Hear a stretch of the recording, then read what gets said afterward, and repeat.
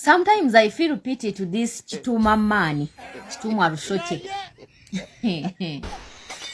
Sometimes I feel pity for him and I feel sorry for him. Kubanga omuntu okuvaayo nodda mu kamera n'otandika okwogerera ddala ebintu eby'ekidongo nga naawe kennyini nyini okimanyi bya kisiru. Naye nze abadde ateesa nnyina ekirowoozo Oweekitiibwa Pulezidenti Robert Kyagulanyi Ssentamu. Bwe tunaaba tuyingidde mu Uganda empya tusaba ebintu byonna ebikwata ku poliisi y'eggwanga Uganda bikyusibwe. Bive mu kigambo kye bayita Uganda Police Forces, bidde mu kigambo kye bayita Uganda People's Police. Bive mu bino bye bawooza musimanya keep law and order, bidde mu to keep law and justice. Kubanga bwe tugamba nti to keep law and order, whose order? Have you ever seated there and asked yourself whose order they keep? Bakuma orders ani? Orders are public oba orders are a head of the state.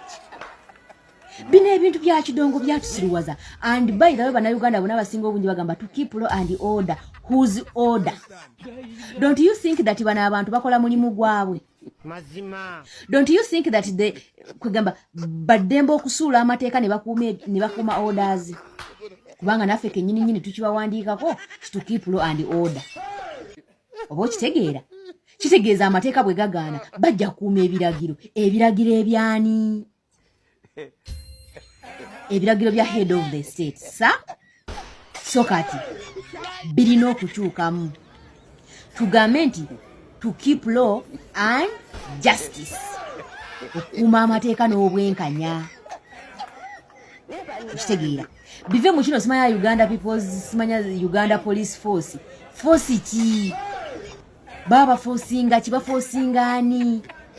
Era amaanyi amangi bagateeka kwani? Bagateeka ku head of the state oba to the public. Kitegeeza to the public.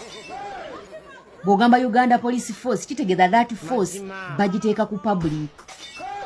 Kati birina okukyusibwa bive mu Uganda Police simanya force bidde mu Uganda People's Police. Uganda People's Police. Bive mu to keep law and order bidde mu to keep law and justice. Kubanga bw'otunuulira omusajja Kituumwa Lushoche ng'ayogera bambi kati naye avuddeyo ayogere ku bya fulaaga, simanya ate fulaaga tetugenda kutandika kukwasisa mateeka ng'ate tetunnalabula public ate biki awo waggulu ly'etteeka erifuga bendera y'eggwanga Uganda. Era etteeka likulagira nti buli munnayuganda yenna ayina eddembe erikwata bendera y'eggwanga Uganda n'agiteeka ne ku bizinensi ye oba n'agiteeka ne ku dduuka lye oba n'agiteeka mu buli kifo kyonna. Naye ye Kituumwa Lushoche avuddeyo n'akulaga nti ate abamu baziteeka ku galagi abalala baziteeka ku masaaluuni tebazirespectinze naye nga ne constitution kennyini yatuwa olukusa olwo. Ekyo kiba kiraga obumu n'omwoyo gw'eggwanga. Kituumwa Lushoche agamba amateeka aside, I have to keep orders.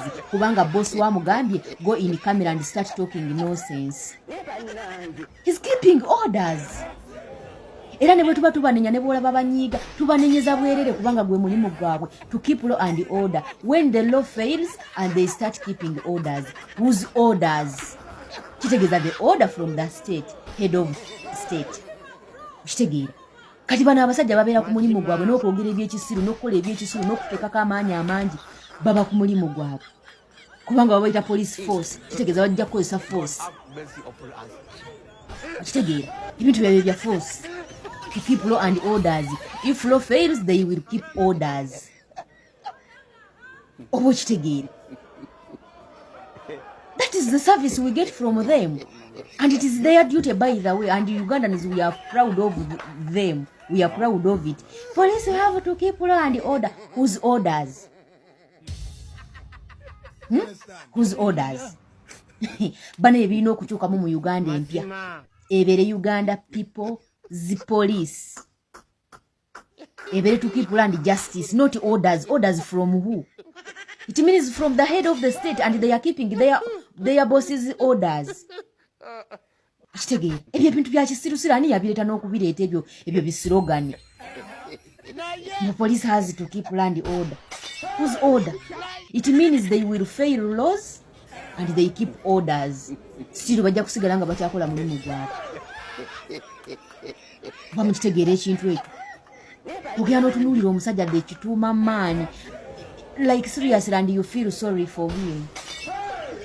Kubanga the man can kuogera bambi naye abadde ayogera ng'akulaga nti we cannot simanya enforce the law if we are not like informing the public how to use it, how to he don't even know the article or the law. He's just moving his head in orders from above, orders, and he's keeping orders. You don't have any crime. Don't you think about it, Ugandans? Sometimes I feel sorry for these people. Wallah, I feel sorry for them.